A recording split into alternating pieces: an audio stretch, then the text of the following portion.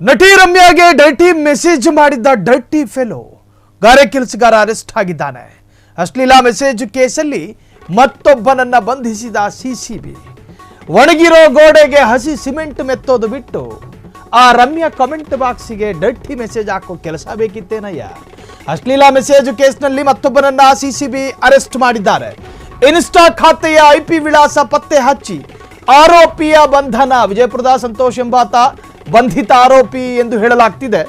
ಗಾರೆ ಕಾರ್ಮಿಕನಾಗಿ ಕೆಲಸ ಮಾಡುತ್ತಿದ್ದ ಸಂತೋಷವಾಗಿ ಇರಬಹುದಾಗಿತ್ತು. ಆದರೆ ಕಮೆಂಟ್ ಬಾಕ್ಸಿಗೆ ಅದೇನೋ ನಂದಲ್ಲಿ ಇಡ್ಲಿ ಅಂತ ಮಾಡೋದಕ್ಕೆ ಹೋಗಿ ಈಗ ಸಂತೋಷ ಕಳ್ಕೊಂಡವನೆ. ರಮ್ಯಾ ಕೇಸ್ನಲ್ಲಿ ಇಲ್ಲಿಯವರೆಗೆ 7 ಮಂದಿ ಬಂಧನ ಆಗಿದ್ದಾರೆ.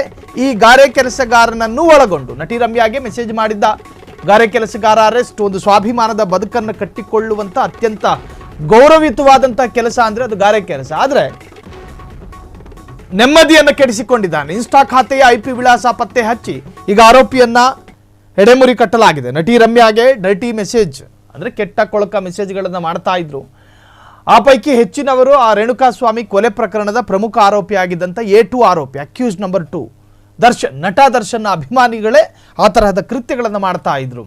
ಅತ್ಯಂತ ಕೆಟ್ಟದಾಗಿ ಒಂದು ಕಾಮೆಂಟಿಗೂ ಒಂದು ಸೀಮೆ ಇದೆ. ಬಾರ್ಡರ್ ಕ್ರಾಸ್ ಮಾಡ್ಕೊಂಡು ನನ್ನ ಪರ್ಸನಲ್ ಲೈಫನ್ನು ಕೂಡ ಹಾಳುಗೆಡುವಂತಹ ಕಂಟೆಂಟ್ಗಳು ಇದು ಕಾಮೆಂಟ್ಗಳಲ್ಲಿತ್ತು ಎನ್ನುವಂಥ ಆರೋಪ ನಟಿ ರಮ್ಯಾ ಹಾಕಿದ್ರು.